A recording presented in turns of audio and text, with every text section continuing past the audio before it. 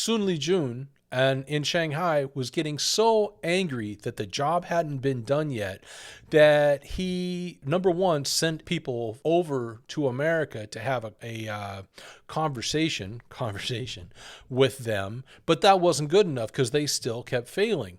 So Elliot Brody had his connections through George Hickenbotham, but George Hickenbotham failed to get his connections in the DOJ to do anything about it.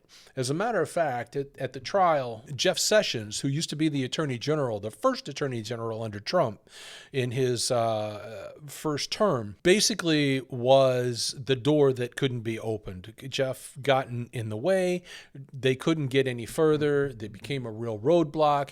And I think, this is my take on it, I think because of the connection between Trump and Steve Bannon and Jeff Sessions and Miles Guo, that they knew exactly what they were trying to do. There was no question about it. So I believe that they tried to shut that down, and basically they let these people hang themselves. So Sun Li Jun, not to be denied, called a meeting in Hong Kong.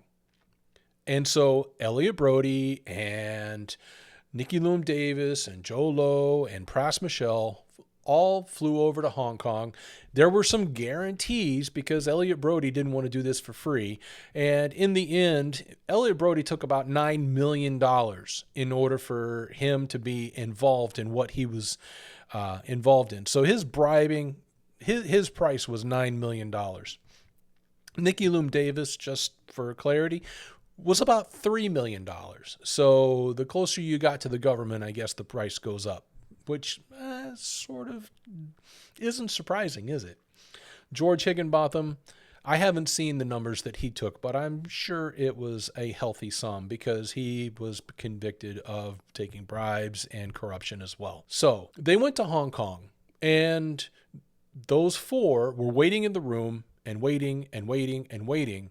And they were like, okay, what's up? All of a sudden, they're basically told that they're going to get in a vehicle and they were going to drive. Where they were going to drive, though, was problematic because none of them had visas to get into China.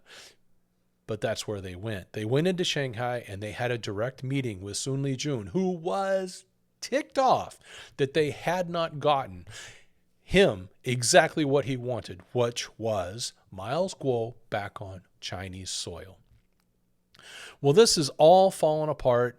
Everything went south. Nothing actually came of this other than Elliot Brody convicted on bribery and corruption. George Hickenbotham convicted on bribery and corruption.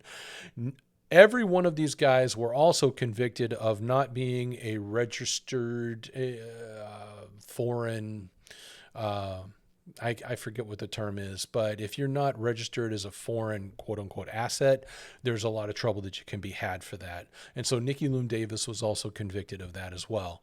Now, Elliot Brody was given a pardon by Trump.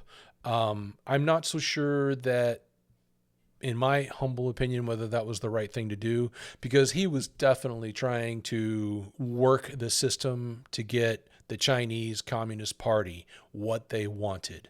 Nikki Loom Davis, she's still in prison and has a way to go. She is not too happy that she was stuck in prison and Elliot Brody got a pardon. Interestingly enough, Pras Michelle, a huge, huge case, and was recently convicted on, just this year, on 10 counts, all 10 counts brought against him. Now there's some talk in that particular case about his defense lawyers not doing the job very well and botching the case, and so they're trying to get a new case. It's your typical stuff. But it seems to me like this guy's guilty of everything that he was accused of and stands to be sentenced to maybe 20 years behind bars. Federal prison. Not a fun time, I'm sure.